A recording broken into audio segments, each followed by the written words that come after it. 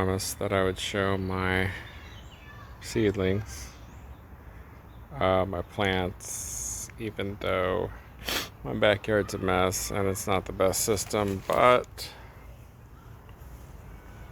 it's my system. Just kidding, it's water. This is how I water my tenderlings. Seedlings, I should say. I have a hard time holding this, chewing gum and walking at the same time. But yeah, water them during the day. The potting mix that I got is just like, it's like so dry.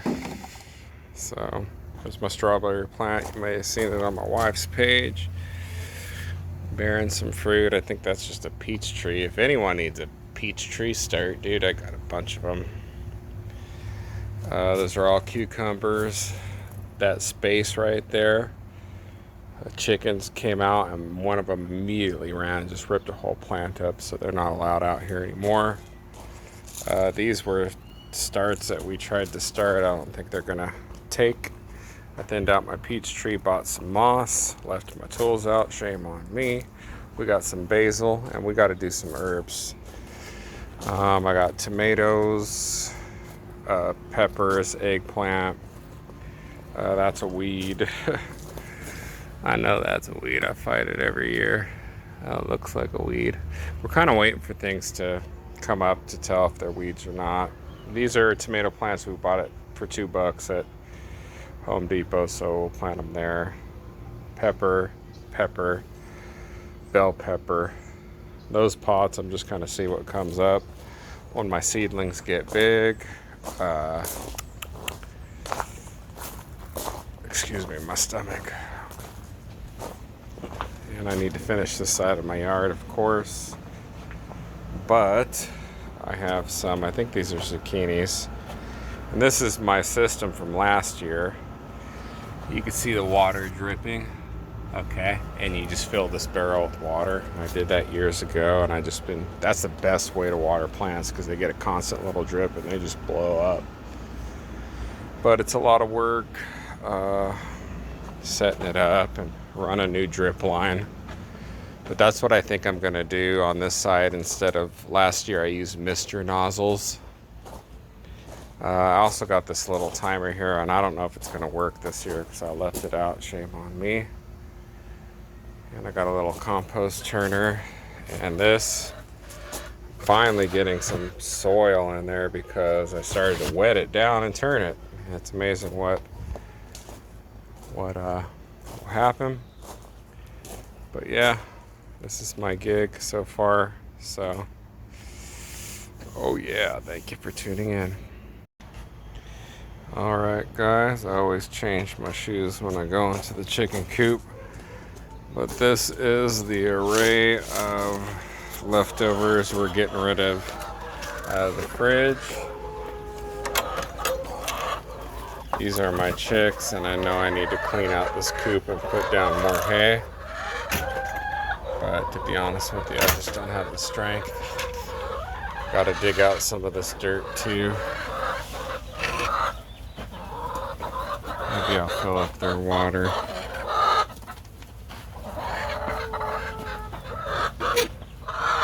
Got a treat for their little chain ball too, but I'm gonna put this there's their water jugs. Guess I should get eggs too. Put this right here, and I always do.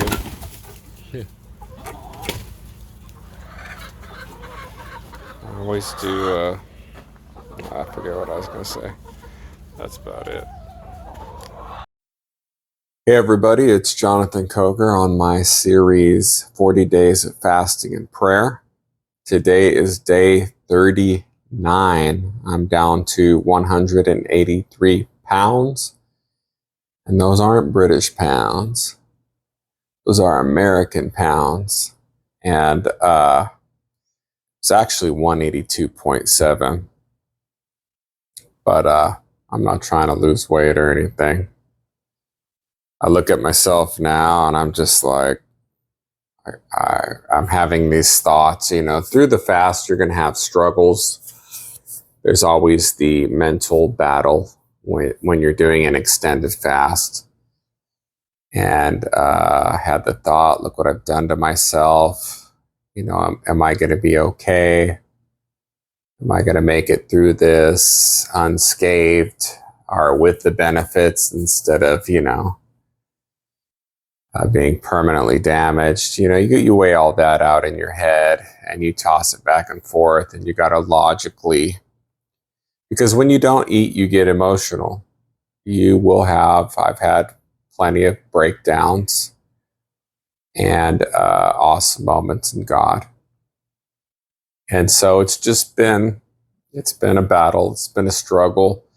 A lot of the benefits from fasting you won't reap till months or years later. You know, you may never reap anything, but I believe we will.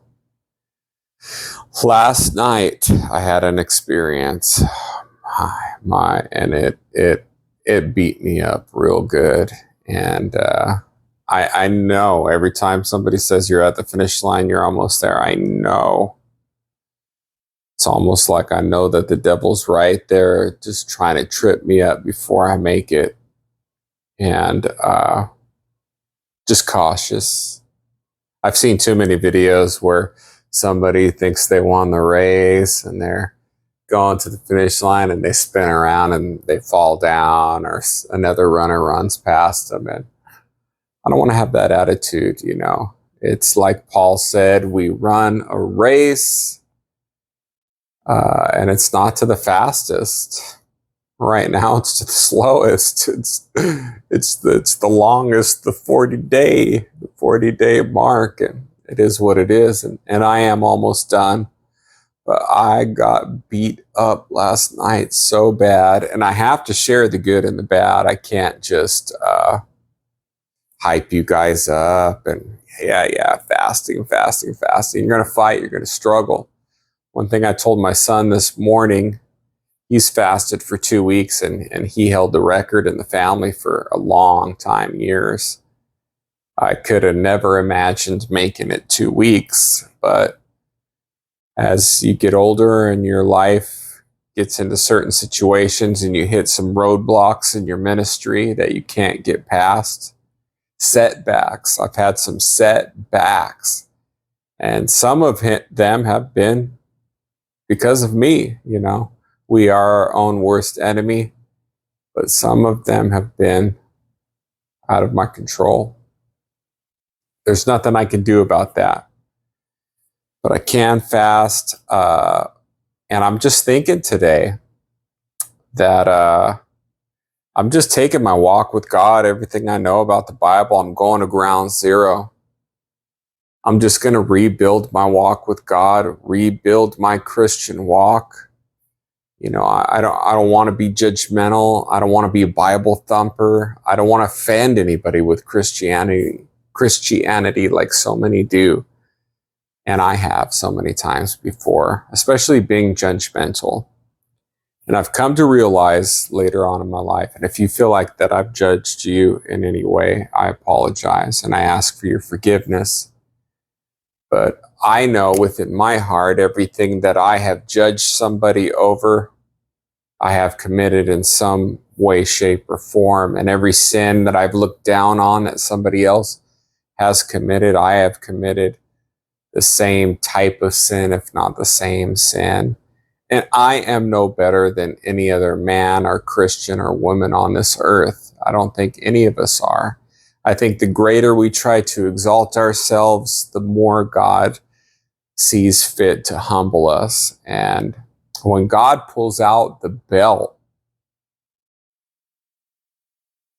I know he loves us. I know it's good. I thank him for it, but I don't like getting whipped by God. I don't like it when God feels the need to correct me, especially when he's firm.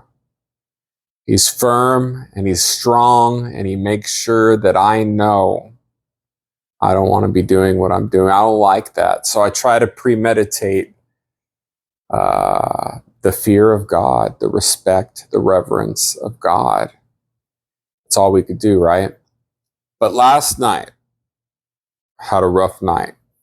Can't give you all the details because some of them you would just be grossed out by, and it's kind of private, but I'm doing this series, so I want to disclose that I woke up very sick, like cramps, like somebody had a mechanical claw and just grabbed me by the stomach and was squeezing me. It was bad. I got up. I could barely walk. I couldn't catch my breath. I'm faint. And I'm just trying to make it to the bathroom without falling down, hitting the door. My house is pretty small. The hallways are small. We have a lot of furniture.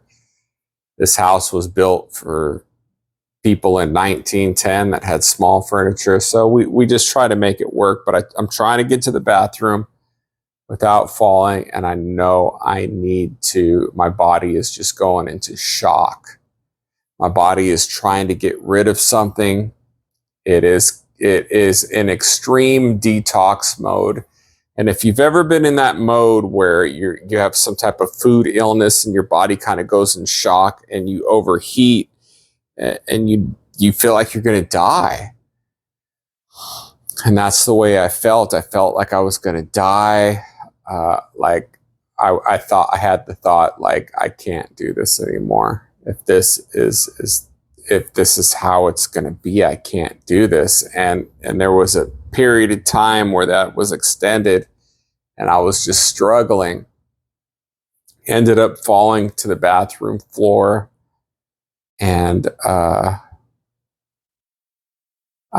caught my consciousness back, but it felt like you have the layer of fat on your stomach. It felt like something was grabbing it and just ripping it off my body. It was ugly. It was I was being manhandled, and I don't know if that was a spiritual attack. I don't know if that was my own body, like saying, I'm hungry and I'm going to rip everything off you. I have no idea, but I'm sick. I'm in shock.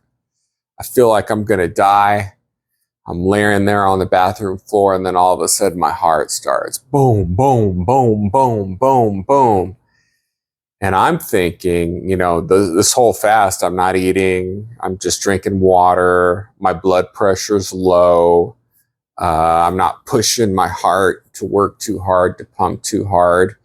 I have had issues with blood pressure in the past, so I know when my blood pressure's high, you can feel that heart beating. And my heart just starts beating and hurting. There's pain in my heart, and I'm like, here it is. I'm going to die right here on the bathroom floor. And part of me was hoping my wife would walk in and find me. And she didn't. And I thought, man, I'm going to die right here. And as the pain started to go away and my consciousness started to come back and my heart started to beat normal again, still had a little bit of cramps, I thought, okay, this is probably not going to happen tomorrow night. And I've already weathered the storm. I didn't know it was coming. I never want to face that again. I never want to face that again. And I'm just like, maybe I could still do this. I get up a few more times that night. I get sick. Mind you, I hadn't used the restroom in over a week or so because I'm not eating.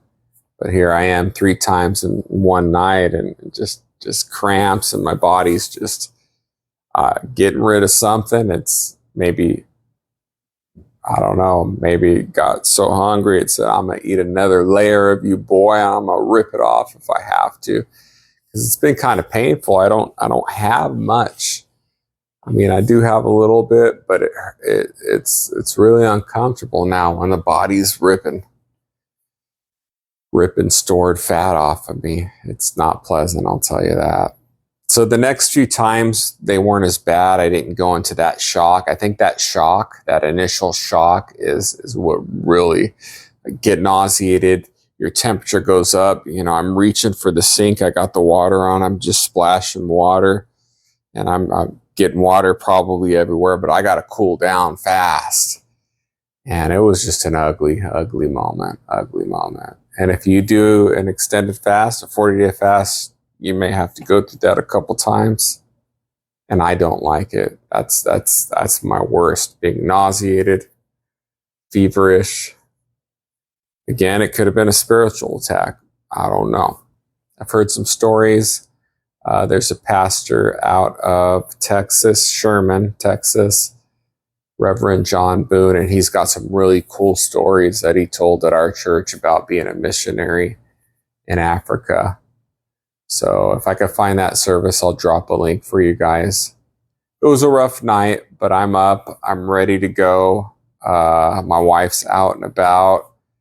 Later on, we'll get that quick salt.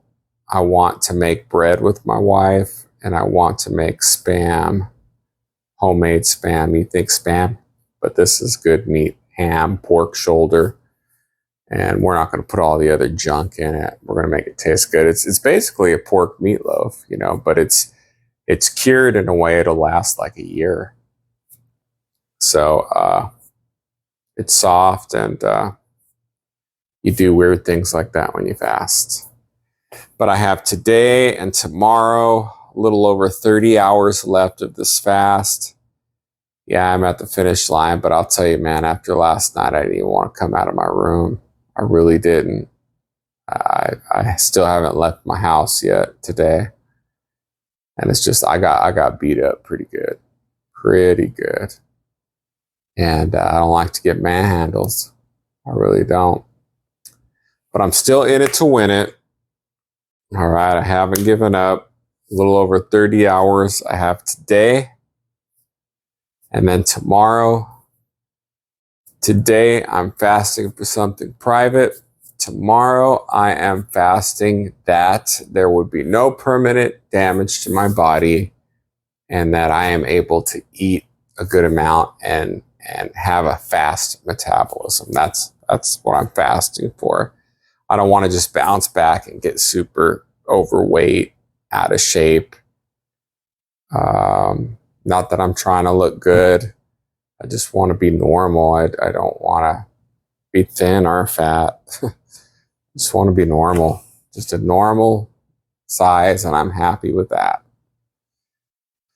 So that's my episode for today. Probably not the most bright, light, and positive episode, but life is life. It is what it is.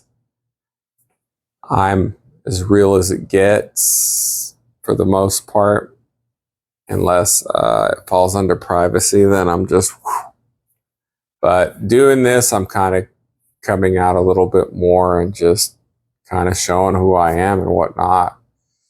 I've never done the social media thing like this before. So it is what it is, right? Anyway, thank you so much for watching, tuning in. I got friends all over that are saying, okay, we're fasting now. We're going to fast. So I know the message of fasting has gone out there, and I hope I've given you guys the tools that you need to fast.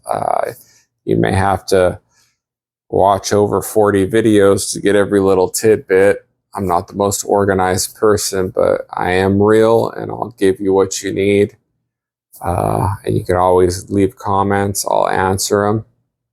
And please don't forget to like and subscribe at least.